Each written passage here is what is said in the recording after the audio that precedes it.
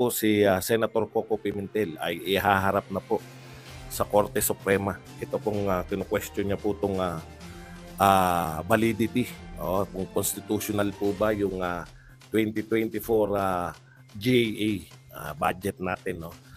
Kasi po, alam niyo naman di po ba na dinagdagan po ito. Nagdagdag sila ng almost 500 billion na unprogram.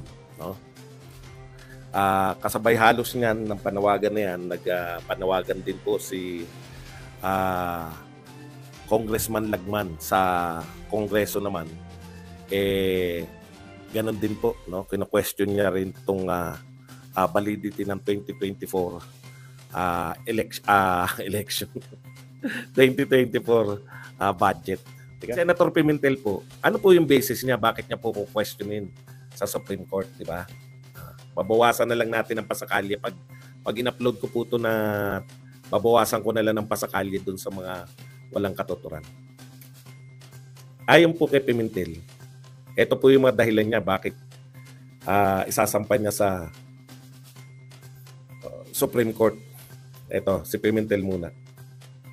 Petisyon versus 2024 national budget ihahain ni Senator Pimentel sa Supreme Court. So ano po ang sinasabi ni Pimentel? Ito po, no, kino-question niya yung 2024 budget at sinasabi niya na ito ay unconstitutional. Ayan. Bakit daw po unconstitutional? Okay.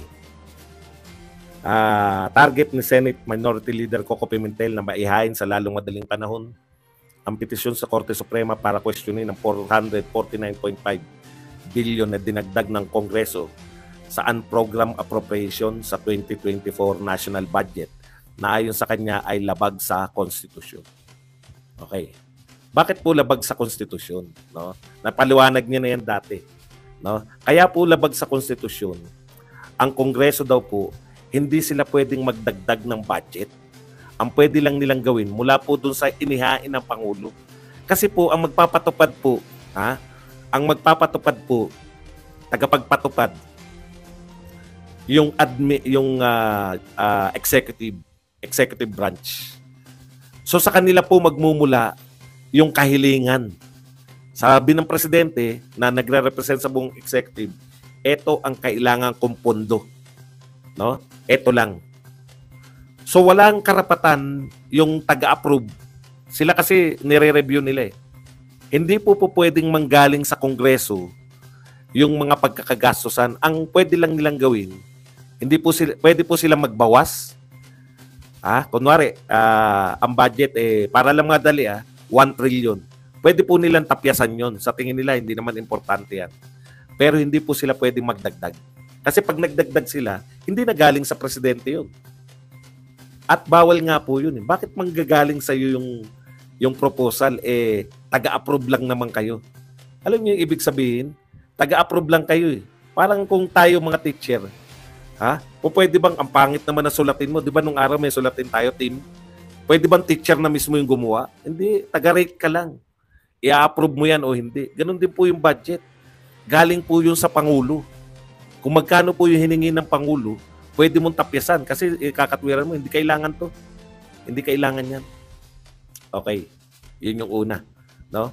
Ikalawa, pwede po nila, kung tinanggal nila, pwede po nilang dalhin sa iba. Yan po yung ginawa nila sa confidential fund ni Sara Duterte. Nilipat po sa iba. O confidential fund, ilipat na lang natin to sa ibang proyekto ng DepEd. Yun po, pwede po nilang gawin yun. Ang hindi po nila pwedeng gawin, magdagdag sila ng pondo. Okay?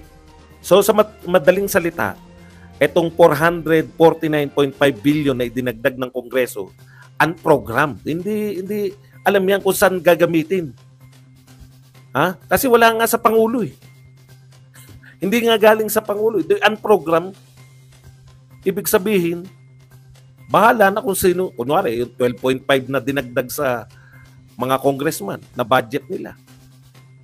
At iba pa. Iba pa yung sa ayuda. Yung ayuda kasi, kabuuan nun, 500 billion. Dapat nga, kina-question din nila yun. Nagtataka nga ako rito sa mga to. Bakit wala nakaisip ni isa sa mga senador at congressman na questionin bakit mas malaki pa yung ayuda Ngayon na walang pandemya, ngayon na hindi tayo bibili ng mga bakuna, ngayon na hindi tayo mag-hire ng mga tracer, no? Ngayon na hindi tayo magtatayo ng mga isolation room at kung ano-ano pa. Bakit mas malaki pa yung budget sa ayuda ngayon? Samantalang, sinasabi rin na mas maliit naman yung matatanggap na ayuda, 5,000 lang daw. Samantalang nun, mas malaki na yung natanggap, 6 to 8,000, 2 beses pa. Bumili pa ng bakuna, bumili pa ng PPE. Hindi nila kino-question eh. Okay, ikalawa, yun na nga, no? Dapat nilang questionin yun sa Supreme Court. Okay. Ngayon, hindi lang po si Coco Pimentel ang nakasilip. Pero ang maganda po sa sinabi ni Coco Pimentel, meron din po siya. Correct naman. Meron din po siyang kasama na congressman na hindi po si Congressman Lagman. Iba pa yung atake ni Congressman Lagman. Magso-Supreme Court din si Congressman Lagman. Kala nyo, ha? Sa isip-isip siguro ni Tami. Kala ko makakampi na natin to si Lagman. Bakit bumibira na naman? Mga dilawan, kakampi nyo? Wala pong kakampihan. Ang mga dilawan po, ang kakampi ng mga dilawan, interest nila. Interest nila na kampihan kayo ngayon laban sa mga Duterte. Pero habang buhay kayo magkakampi, maniwala kayo sa mga kaya nga dilawan niya. Kaya nga dilawan niya mga yan. Ito po ang atake naman. Iba naman po ang atake nito ni Congressman Lagman. Ayan, no? Albay Representative Edsel Lagman raises concern about the constitutionality. Pareho po nilang kino-question yung constitutionality of the 2024 GAA, alleging that it includes 449 billion in excess funds beyond the President recommended budget. This year, consequently, a constitutional challenge before the Supreme Court is in order to cleanse. Ano pa lang siya, pinapanawagan niya pa lang. Pero pagkakaiba po, pino-point out niya lang na dapat i-challenge to. Samantalang kay Coco Pimentel, i-challenge na nila.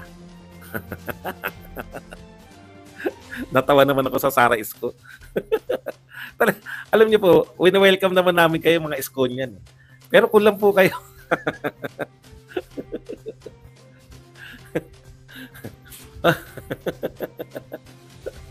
kulang po kayo sa pagpapares kay Sara Duterte.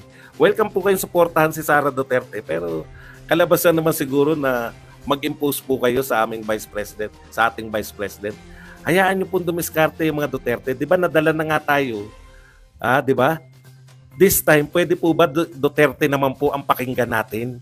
Wag naman po yung mga leader wag naman po yung ating mga vlogger. So, natutuwa po tayo. Natutuwa po tayo dito sa panyanyari na pati po yung kamakailan lang kakampi ni si Tambi siguro. Puta sabi, si Lagman pinupuri pa ako niyan. Bakit bumibira na sa kasama siyang gumawa niyan? Ayan ang mga dilawa. Kala nyo, maasahan nyo. O, tignan nyo. Sino bumabanat ngayon sa gobyerno? Naro sa rally. Si Brosas, di ba? Ang tinitira nila.